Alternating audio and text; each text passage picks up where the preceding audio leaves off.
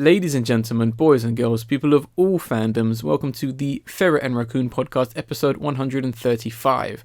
I am the Angry Raccoon, your only host for this podcast, bringing you the last podcast of February already, which is quite crazy to actually say and think about, given that 2020 has already started and already we're on the cusp of March. Damn. I know February is a short month anyway, but it's felt even shorter given the fact that one of said weeks of February is pretty much half term. And as it's been half term, I've been off of work, so I've got a lot more things done over the last week, so to speak.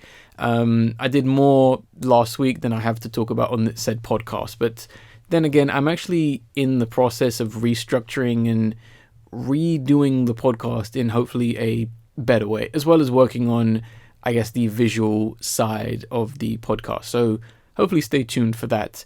But kind of getting into things and not wasting time because I really don't have a lot to talk about. And given how, like I've already mentioned, I'm going to be restructuring the podcast, they should be a lot shorter from now on. So this is kind of like a weird trial run until I get someone else on the podcast to properly put my new structure in motion. So I'd really appreciate it if with this podcast or the next one or whenever the next person is on, I get a little bit of a feedback, which you can hit me up at raccoonplusfriends@gmail.com, or you can go to my Twitter. But moving on to things I've actually done over the last few weeks or so. One of the main ones I did, which I'm still kind of doing for the most part, and that was I played Resident Evil 7 on the PS4, which for me, I haven't actually seen anything of this game since it came out back in 2016, so my playthrough was almost a complete new experience, almost blind playthrough, although I, roughly knew what was going on and all that kind of stuff. It was still a challenge and it was still interesting, and I think the game really does hold up for the most part. Visually, it's still very interesting, very disgusting, disturbing, horrific, however you want to put it. And one thing that I don't think that holds up very well, I guess some of the perspective-based stuff doesn't quite work. There are a few moments where I thought it was a bit cheap in terms of hit detection, and I think some of the lip syncing doesn't quite work out. But other than that, I actually really enjoyed it. Oh, and the last, let's say, or the second to last area of the game I thought wasn't particularly great. But I've actually played the game 3 times in a row, each on every single difficulty. I've platinumed it, which it's an easy game to platinum. The platinum for doing on the hardest difficulty was quite tricky. It was quite frustrating, but it's doable. But I honestly really enjoyed it. I'm just kind of working my way slowly through the ton of DLC that was released for the game. So I'll probably talk about the rest of said DLC if it's even worth talking about on the next podcast, soon as that's pretty much the only thing I'm going to be playing next to another game that's going to be getting its sequel really, really soon, but I'll keep that on wraps. Films. I watched quite a few films over the last few weeks or so. Not as many as I thought I would or was going to, but I've watched enough. And the first one I watched was You Were Never Really Here, starring Joaquin Phoenix. Off the top of my head, I cannot remember the director's name, but really, really cool film. This is essentially what... how to put it, well, other than it just being a fantastic film or a character study in a sense, is essentially what Joker should have been, because as much as Joker is an enjoyable film, it's not as great as people say it is, and You Were Never Really Here is really the film that kind of gets every aspect of what Joker was trying to do, as well as another film I'm going to talk about. But You Were Never Really Here, without spoiling too much, because it is still a very recent film, it essentially has Joe, I believe his name is Joe, who is essentially a bit of a disturbed person who is essentially doing good, but in a pretty bad way. Not to spoil too much, the subject matter that is in this film is very dark. It is very upsetting. I can understand if some people maybe don't like it because it is out there, but unfortunately it is a reality that I unfortunately believe still does continue in this world. But I think this film was very interesting and important in how it did a lot of the elements surrounding Joel as a character and what he's doing, what he's going through. And in some sense, I imagine it can be a little bit relatable given some of the things that happen, not necessarily to people who may consider themselves disturbed or been through experiences that Joel has, but in a sense of the general feeling, some metaphors and some kind of visual elements that I think play into his character in the world and what's going on, I think were done absolutely perfectly. Some of the editing and pacing choices I think were absolutely fantastic. The fact that they chose, or what they chose not to show and what to show, I thought in some elements were absolutely fantastic once again. But really strong film if you think you can handle it. I'm not saying it's the most goriest or disturbing film ever, but just a fair warning, its subject matter throughout the whole film is not pleasant. Next film I want to talk about, which was quite a long one, been on my list for quite some time, finally got around to it, and that is Solaris, the original film, the 1972 original film. This film was quite long, and it definitely feels its length, unfortunately. It's about 2 hours 40 minutes, so keep that in mind, make some time. And it is a very interesting science fiction film that is very slow paced. This is a slow film that takes its time. In a lot of respects, it is a very dark and disturbing film when you really think about it and you really kind of dive deep into what's actually happening, which I don't necessarily want to explain. I know the film is over 40 years old at this point, but I'd imagine some people are probably going to watch the remake and that, but you can definitely see where a lot of other filmmakers have taken inspiration from this film, such as Moon or Alien or Interstellar. Other films like that, you can clearly see that Solaris was a big part of, I don't know, maybe their creation to some extent.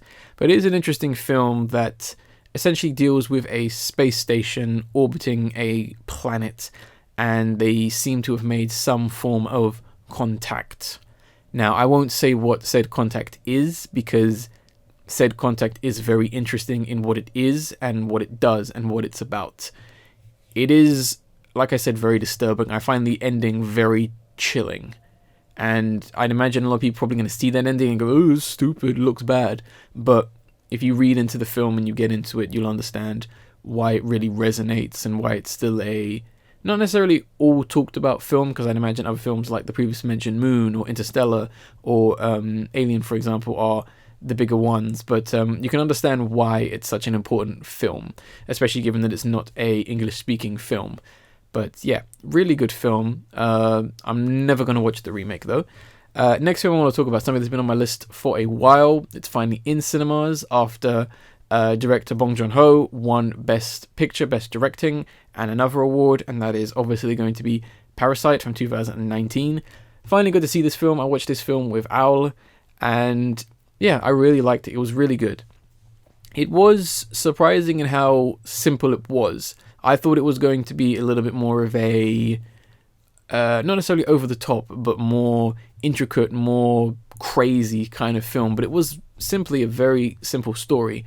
I'm not really going to get into the actual story of it, simply because it is still an extremely new film, and I would encourage everyone to go watch it.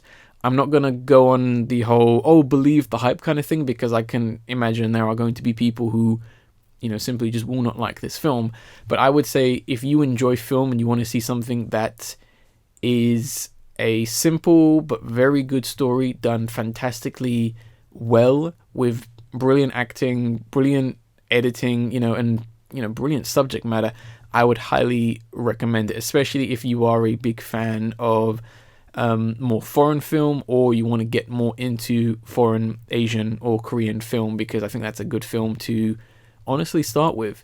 It definitely, in my opinion, deserved all kind of recognition it's got over the last few months. It definitely deserves it. It's a fantastic film, and I'm looking forward to watching it again. Really loved it in almost every aspect. And the last film I want to talk about is 2010's Submarine, directed by Richard Ayoade. Most of you may know him as Moss from the IT Crowd. He is a film director and somewhat of a film buff. This was his first debut film, and it's surprisingly underrated. I'm surprised more people don't actually talk about it, possibly because it is an English comedy film, and obviously the English film industry just goes nowhere past England, unfortunately. But yeah, a really interesting coming-of-age young love film that focuses around our main protagonist, who isn't the most altogether character. Not necessarily he's crazy, but he's definitely weird, and I'd imagine a lot of people probably met someone like him and some of the other characters that appear in this film. But one thing I do love about this film, that it isn't just your typical, oh, I'm in school when I fall in love for the first time. It deals a lot of aspects of like young love and, you know, growing up and growing older, or being in the school environment, that a lot of these really stupid, you know, teen oriented ones don't focus on. Things like, you know, where to take said relationship, or, you know, there being a pretty grim situation that you have to deal with. You know, the whole element of, you know, should I really be with this person right now, or is it really going to work? You know, you're not really wanting to get literally dive too deep into someone else's world for fear of being, you know, getting stuck there, or, you know, priorities, you know, because our main character does face a confliction in the film, and he's not really sure, you know, which one deserves more attention, which I thought was a very interesting element. I've never really seen a, you know, coming of age, you know, young love story where it's like, you know, do I try and do this or try and do that? Where the character's basically going, well, there's no way I can essentially save both. Which I thought was interesting. It's very well acted and very well performed. It definitely has a sense of style and personality and charm, and I would highly recommend watching it, especially if you have finished school, because yeah, I'd imagine there's some elements that would probably resonate very well. But in terms of things I've done over the last few weeks, that's pretty much it. And I'm going to move on to the one and only trailer I want to talk about on this podcast, and that is going to be The Green Knight, which for whatever reason I keep wanting to call The Green King for some reason. But no, The Green Knight, directed by David Lowery. I believe that's how you say his name. I don't know how this film is going to go. Before I go into my general kind of thoughts on the trailer, which is a teaser trailer, so they don't really give us too much for the most part. Yeah, I have no idea where this film is going to go, because David Lowery has directed films like the very pretentious A Ghost Story, which was that film about a ghost, and it's all kind of talking about like life and death and all that kind of stuff. But he's also directed the Pete's Dragon remake for Disney, so it's a bit bizarre. I have no idea where this film is going to go, but I can honestly imagine with The Green Knight, this could be a film that people who really love like Bloodborne and Game of Thrones, they might really dig this film, given some of the themes and elements I've seen in this. As I'd imagine, maybe what he's done with this film is he might have taken inspiration from the said previously mentioned, you know, Bloodborne, Game of Thrones, and maybe any other kind of like fantasy, battle, monster tough stuff, maybe Lord of the Rings to some extent, you know, to kind of really kind of push this idea or visual or style or whatever you want to call it. You know, he's could most likely be targeting the same, you know, target audience for the most part, which there's nothing wrong with that. I mean, in terms of a medieval horror slash fantasy slash mythology, couldn't even say that word, slash, you know, horror or action, battle, violence, whatever you want to call it, it's pretty unique for, you know, today's times, and it certainly stands out as having a little bit more interest for me, and I'd imagine that's probably why the film has a little bit more of buzz, because there isn't really too much else that is like it for the most part, and it does kind of act kind of creepy for the most part. There are a few points, like for example, the very droning music in the trailer is rather like foreboding, and it definitely is kind of awful to listen to some extent. It definitely, you know, once again, foreboding and dreadful. And there were a few visuals, like kind of going back to the repeating imagery of skulls, and as well as that giant hand kind of coming over the mountain, which were quite effective in kind of being immersive and kind of showing off a sense of scale. Typically, you'd probably think that it was just like, you know, Green Knight. You think, oh, he's just going to battle this guy on a horse and maybe this monster, but we're seeing a real sense of like, you know, mythology and real danger that definitely doesn't seem like one man can beat, especially given the end of the trailer when we see that weird monster tree thing and he's got the axe, and that looked pretty good, honestly. I'm not really sure if it was CGI or not, but I really hope that it is practical or like costumed. I would love an element of that. I mean, given films like The Shape of Water, it definitely shows that that can still be done and still be respected and appreciated by audiences, even the more snooty or, audiences who are just so used to CGI. I would hope so. But yeah, it is interesting. I think the costume designs are kind of a bit like back and forth with the costume designs because they're not very period accurate. And I know that, yes, this is more of a mythology, alternate past or whatever you want to call it, but some of them were kind of bland. It was literally just like rag cloths and one color, which was like, okay. Could have done something very interesting, especially given that on the complete opposite end, you have a really nice aspect, like with the, I guess, king and queen, and even the Green Knight himself, having like this metal halo behind their head, which kind of gives the characters a little bit more of a like godlike or prophet look, which was an interesting idea, and an interesting visual, especially from a design standpoint. So it's a shame that it's not always there, but there are some nice elements, like the woman who's completely blindfolded and that monster once again. I mean, I'll be honest, in terms of like my worries with this film, I'm not super familiar with the original like 14th century like works about the Green Knight. I don't really know the story. I know that King Arthur is involved, and I believe King Arthur is in the film. Obviously, it's not a singular story. It was based on a poem, and obviously others have come in and done their own things and added towards it and all that. It's basically a story that's been, passed down from centuries to centuries. So obviously, who knows what he's going to do with this story. I highly doubt he's going to be super faithful.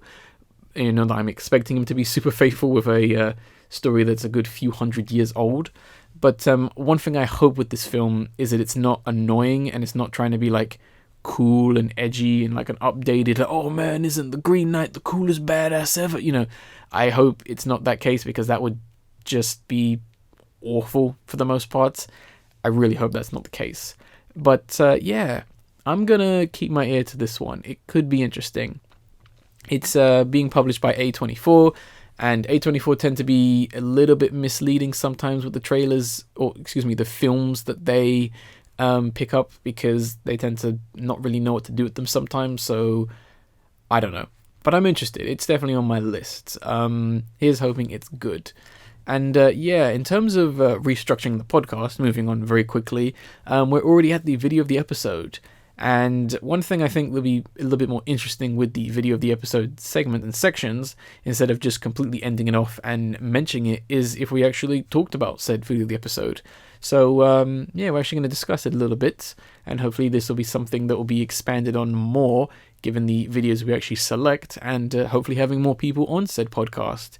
And the video is going to be The Strokes, and that's going to be At the Door, the band The Strokes, who I have never honestly listened to. This is the first time I've actually listened to one of their songs, so I do not know if their sound usually sounds like this, but I'll be honest, I wasn't really listening to the music. I was more watching the video, which is animated, and it was directed by Mike Barakoff and Benji Broke. I'm really sorry if I've mispronounced your names there. Sorry, excuse me. But yeah, this is essentially, without spoiling too much, because I would love everyone to go and watch this music video, but I am going to go into my thoughts and understanding and why it is the video of the episode and what I love about it so much. Essentially an 80s science fiction animated short film that uses the whole 80s aesthetic, or 80s style, or however you want to, I can't even think of the word, whatever you want to call it, I should say, in a more like purposeful, emotional, abstract, and metaphorical way, which I thought was quite interesting, because given that it doesn't just feel like an animated short film emulating an 80s aesthetic, just because it's popular right now, or just because of nostalgia power, there's definitely a reason for its style, which, kind of connects to the song and what's being said in the song, and the themes and the ideas behind it.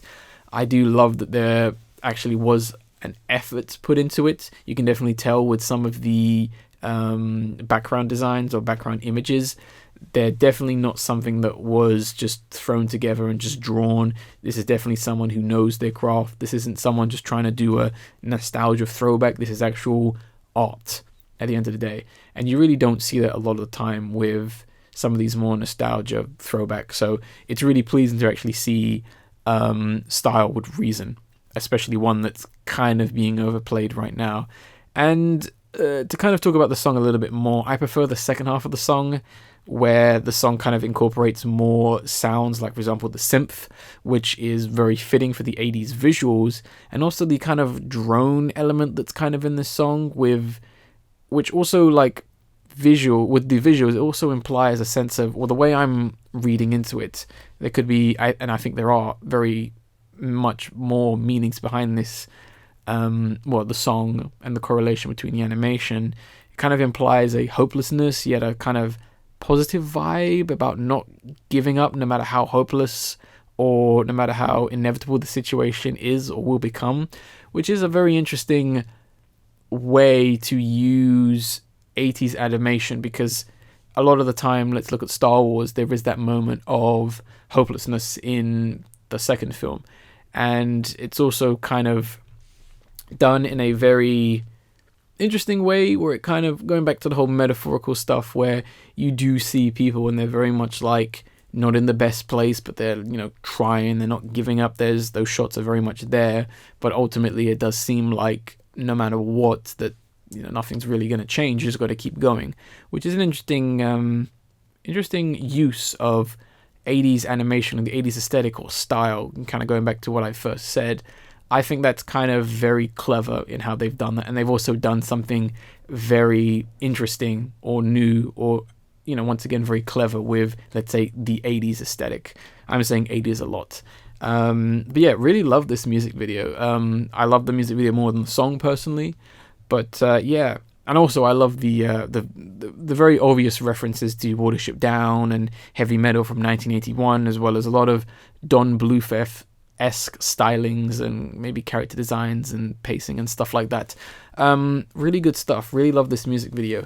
I have a ton of other videos of the episodes ready for the next kind of couple podcasts, so I won't be falling short of things to talk about and show you on the next podcast. But that's going to wrap up this podcast. Hopefully you enjoyed the pace and the structure of it a little bit more. I want to definitely make it a bit more discussion based, and like I've already said a couple of times, I want to kind of take this new structure and progress it and kind of hopefully make it work with more people. We just got to wait until then.